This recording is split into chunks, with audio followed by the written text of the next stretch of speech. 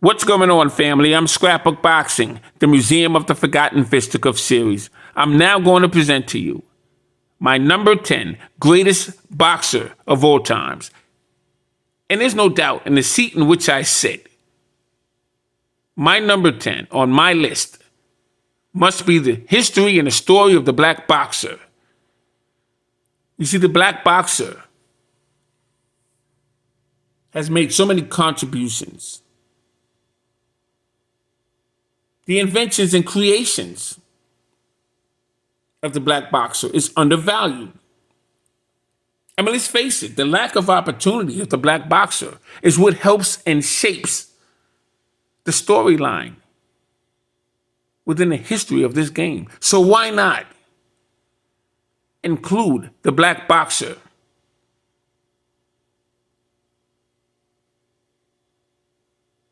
in the history of this conversation? Top 10 greatest boxer of all times. When you take a look at 1681, you must include 1804 and 1810. When you take a look at 1760 and 1870, that conversation cannot be excluded. From 1876 to 1937 was the beginning of the colored champions. From 1921 to 1928, you had some great colored light heavyweight champions. 1942 to 1943 was the third wave of Black Murderers Row. From 1878 to 1887, there were black fighters who came from the wars. Yet Ed Bentley and Johnny Banks out of Philadelphia, who was the Negro World Middleweight Champion. In 1889, the Black World Heavyweight Champions, Klondike Haynes and Frank Childs. Childs was known as the Crafty Texan, a state who was emerged from Mexico. 1889 was overshadowed by John O'Sullivan and Jake Kilrain. It was the last bare knuckle championship contest. It was the longest championship contest. And so that it gets overshadowed.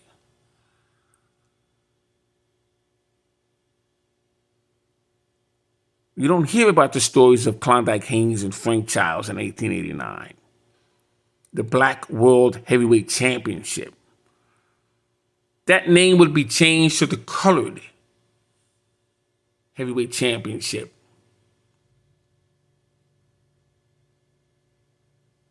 You see, Richard K. Fox, editor of the Police Gazette magazine, saw an opportunity when he watched the battle royales. He looked at 6-year-olds to 12-year-olds to grown men from 18 and above in the same ring, blindfolded. What you don't hear in the history books is that a lot of those blindfolds were sprinkled with hot chili pepper powder. It was designed to prevent the participants from opening their eyes. It had a second reason: the after party. So once each man was eliminated, or boy, and the removal of the blindfolds would cause the chili pepper powder that was scorching hot to leak into the eyes of these young boys, causing them to leap up and down like human jackrabbits. It was for the entertainment of the drunken white men.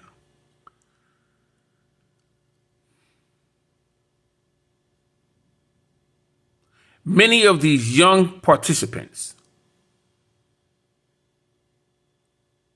went blind. Out goes the old, in comes the new.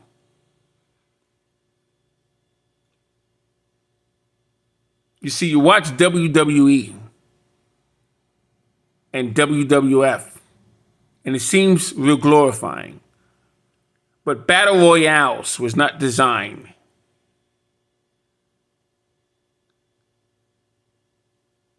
to uplift the morals. It was designed as pure entertainment at the expense of young black boys. So Richard K. Fox saw an opportunity to make money from this fiasco. He knew that black fighters would never get an opportunity at the established title. They would never get opportunities to fight certain white fighters. So he created the colored championship division. His first champion was Daniel Knox.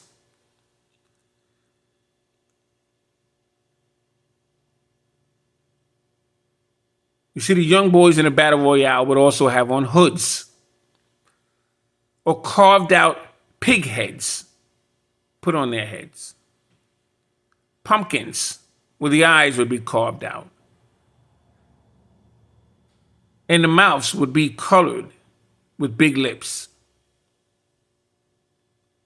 Once again, for the entertainment of the establishment.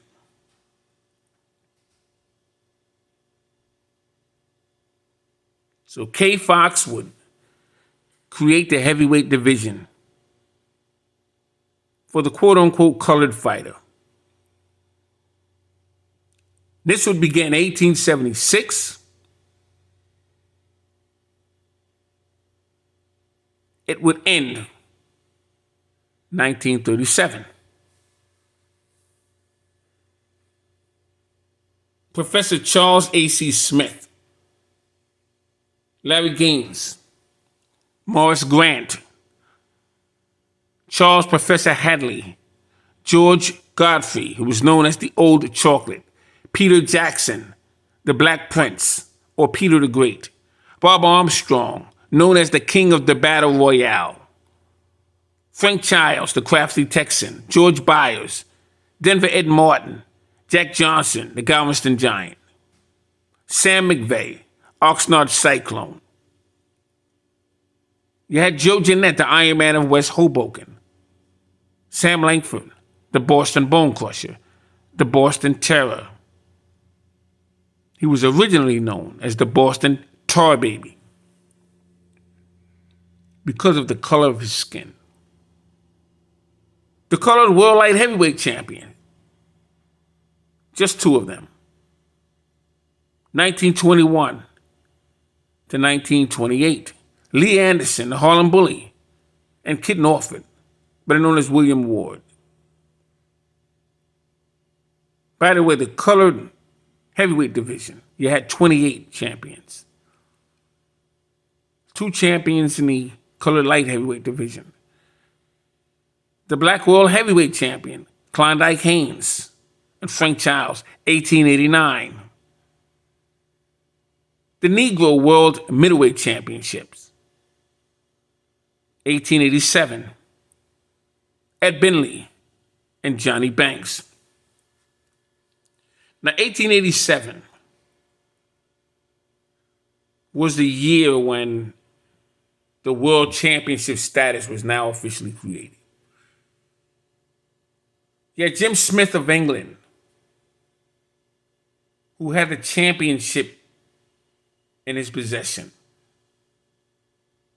And Jake Kilring of America had the championship possession. And he would meet Jim Smith. And Richard K. Fox would present the Police Gazette belt. Now you had an American world champion. When Jake Kilrain would defeat Jim Smith. John O'Sullivan was supposed to get that title shot, but he couldn't come up with his backing money of $5,000. So he would get his shot in 1889. Now, John O'Sullivan is known as the first American bare knuckle champion when he would defeat Paddy Ryan. But the first American bare knuckle champion was Tom Molineaux.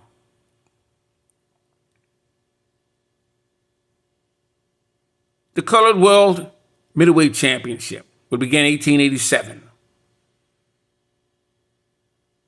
And that would be when the Negro World Middleweight Championship title was now converted because it was never defended. It's now converted to the Colored World Middleweight Championship division.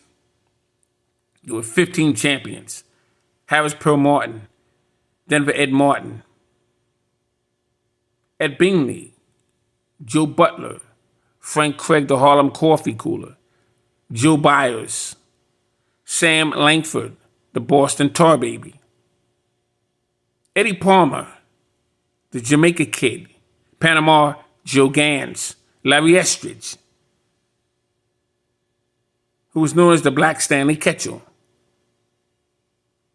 Charlie Burley, and Holman Williams, Coco Kid, Jack McVeigh, Harry Smith, the Harlem Thunderbolt, the Colored World Welterweight Champions. From 1912 to 1940, and then from 1940 to 1943, Eddie Palmer, Gorilla Jones, the Fighting Gorilla, Coco Kid, and Charlie Burley. He was just 4. Coco Kid was the first fighter of Black Murderers Row to become the Colored Welterweight Champion after Henry Armstrong would lose his world title. And he would be the last Colored Middleweight Champion when he would defeat Holman Williams in 1943. The Colored World Lightweight Championship, just 6 of them: Lee Patterson, Nobby Joe Gans, Bobby Dobbs, Harry Cook, Davey Holly, and Steve Crosby, as well as Ruff Turner.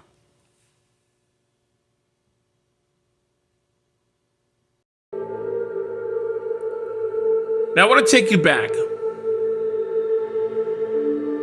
1791. Joe Lashley, the African Black who faced Bill Treadway, the brother of legendary Tom Treadway, on the evening of June 13th, 1791. But in 1796, sources state that Joe Lashley had killed Stuart Brickman, who was in a bout making him the first black fighter to kill a man in a prize ring. Bill Richmond was the first one to leave America and travel to England facing the future heavyweight champion, Tom Cribb, 1804. Tom Molineaux was the second person to leave America and travel to England exclusively to find and face the same fighter, now heavyweight champion of England, Tom Cribb. That was on the afternoon of December 18th, 1810.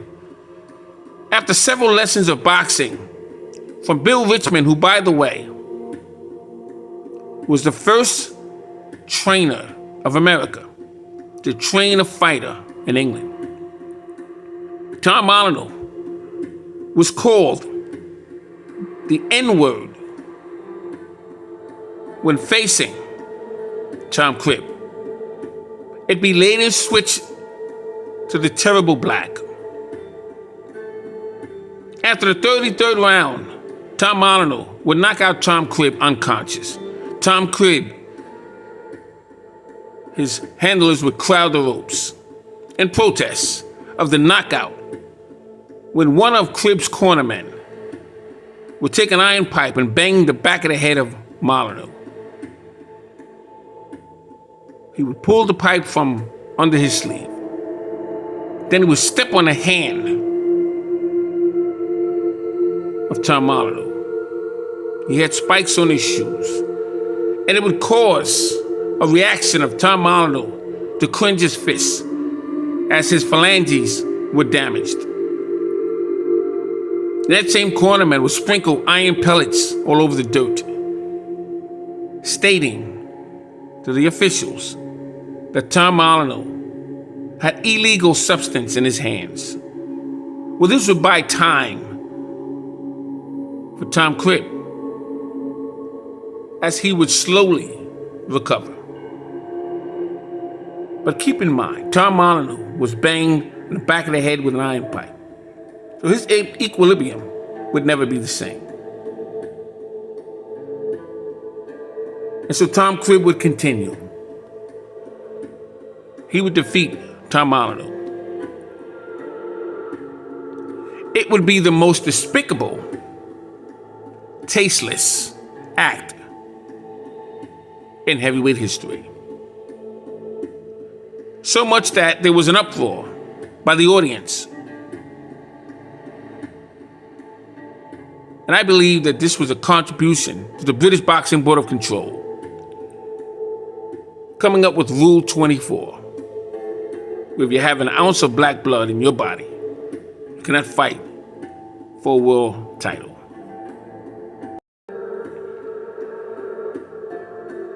As we take a look at George Dixon, Canadian bantamweight and featherweight champion, 3-time featherweight champion, 25 title defenses. He was a 1-time bantamweight champion. George Dixon would tie the record of Harry Wills, who was a 3-time colored heavyweight champion, and he would defend his title 25 times. Joe Louis was an established world heavyweight champion, second black fighter to accomplish that, and he would defend his title 25 times.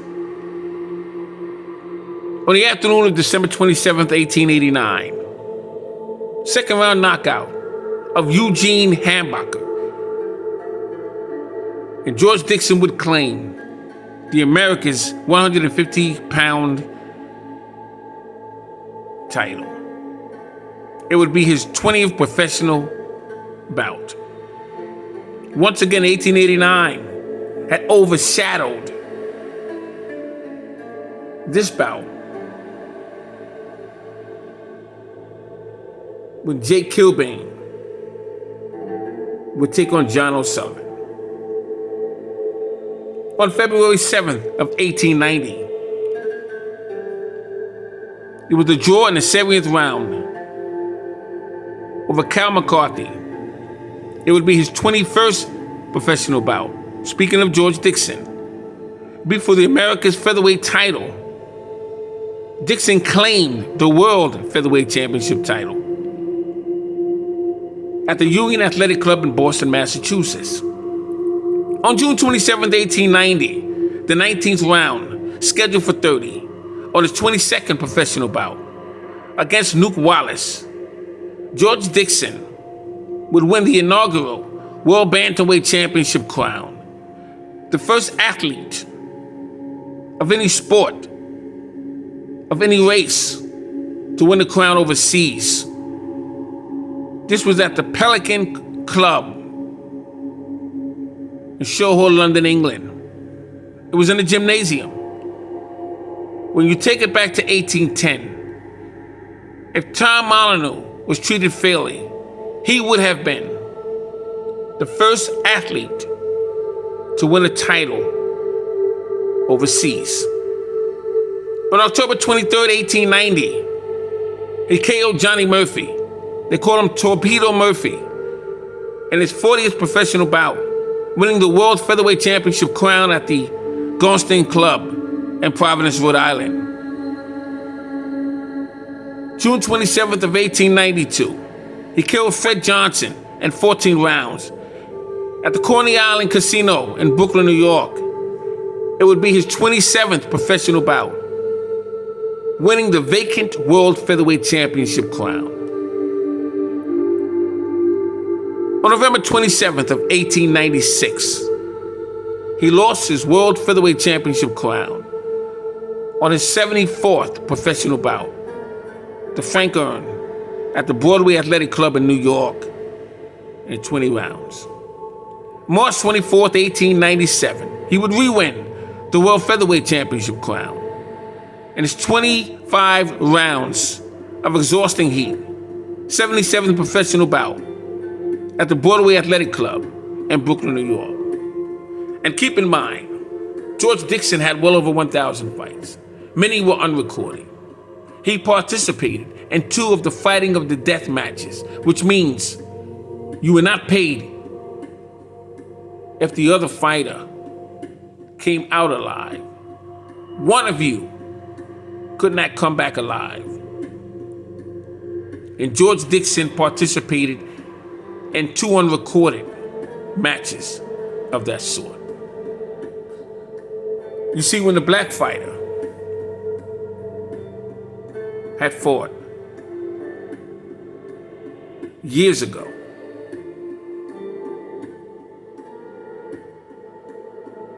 he was a token for the entertainment of the hierarchies, if you will. The kings and the queens and the upper establishments. And it'd be many times when he'd be in the back of wagons with a hood, only to enter a ring with men on horses on either side with shotguns. He'd be placed in the middle of the ring with 5 or 6 other boxers, white fighters. Some were heavy, some were tall. He didn't get to choose who he fought.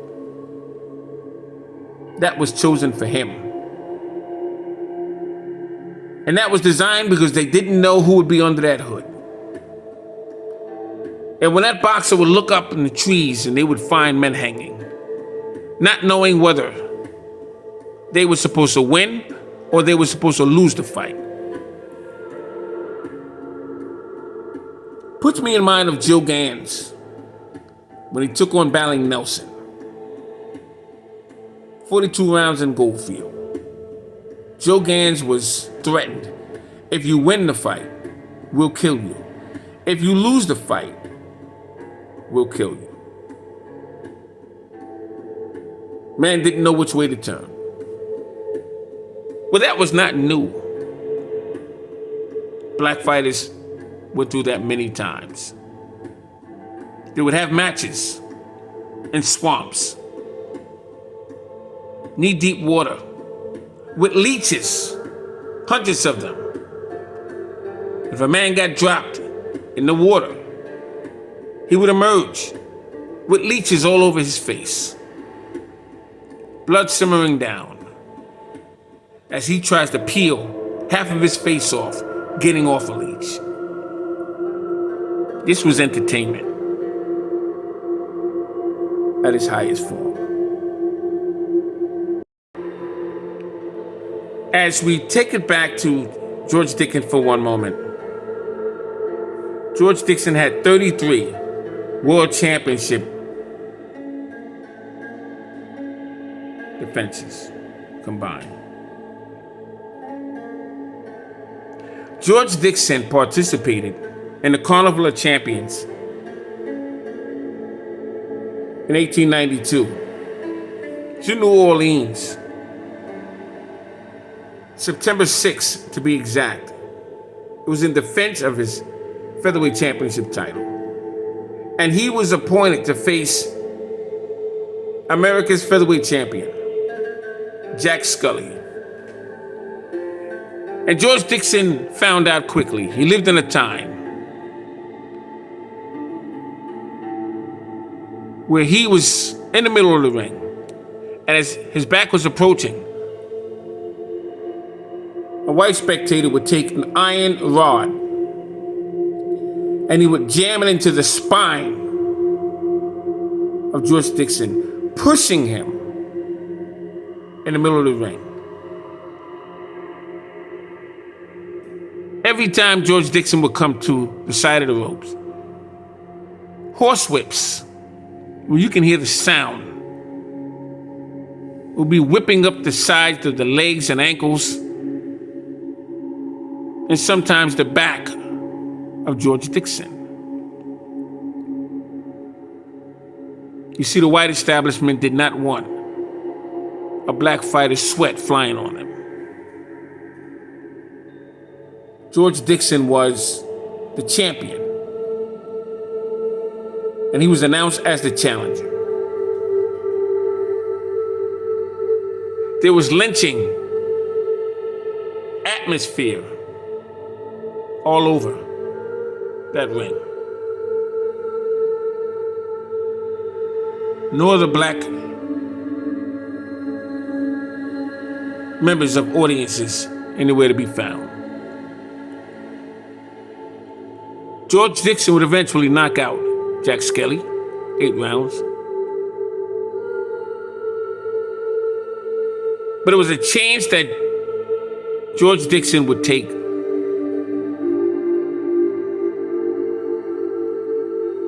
This puts me in mind of Jack Johnson in 1910. The atmosphere of Tom Molyneux and Tom Cribb was the atmosphere of Jack Johnson and Jim Jeffries 100 years later. The build-up to the Johnson and Jeffries bout was as racist as you can find. Jack Johnson would beat up on Jim Jeffries, but the entire time, the former heavyweight champion, Corbett, would splurt out racist remarks. He called Jack Johnson every N-word in the book. And this was a former poster boy of the game of boxing. He was a former banker. And this is what you come up with.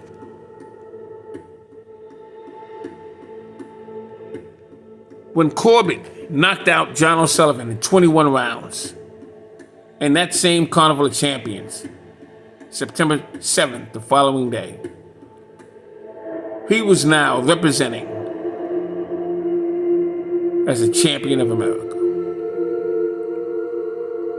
That would be the last bare knuckle bout, first glove bout, 5 ounces, and Corbett would stop John O'Sullivan. The color line that John O'Sullivan would draw would not change. The reason why Corbett would get that opportunity in the first place is because 1 year previous, 1891, Corbett would take on Peter Jackson, the Black Prince. And Corbett would be running out of gas. The bout stopped in 61 rounds, and it would be considered a draw. They tried to call it a no contest, but they were not successful. Had they been successful, Corbett would have walked away with $8,000. Peter Jackson would have walked away with $1,500. But once again, the audience was in an uproar. So they changed it to a draw, and both men would leave earning $250,000. They gave the contest to Corbett in a draw because they know Peter Jackson would never fight John O'Sullivan because John O'Sullivan drew the color line. He drew that line when he was asked to face George Godfrey, Old Chocolate. And he didn't want to face George Godfrey. So So the color championship belt would be challenged by Peter Jackson. Jackson would stop Godfrey in 19 rounds. He would now be the colored heavyweight champion. And he would retire, leaving that belt in the air. He was not feeling well, and he would die of tuberculosis. And two fighters who would fight for that crown would be the king of the Battle Royale, Bob Armstrong, and Charlie Strong, who was a former sparring partner.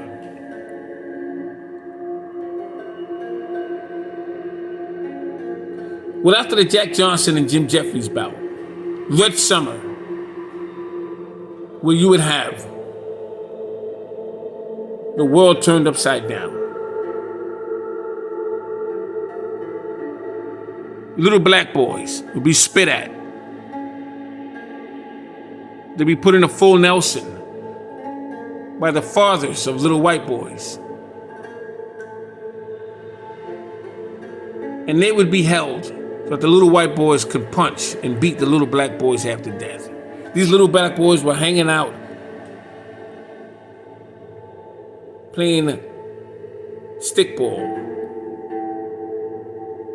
and stoop ball and dice, minding their own business. Didn't understand what the ruckus was about. They would go around the corner to see why everyone was running, and they get caught up. And what would be said to those little black boys while faced in a full Nelson? You will still be an N-word to us. This is part 1 of number 10, the story and the history of the black boxer. Please tune in to number 2, very important, right here on the Museum of the Forgotten Fisticuffs series.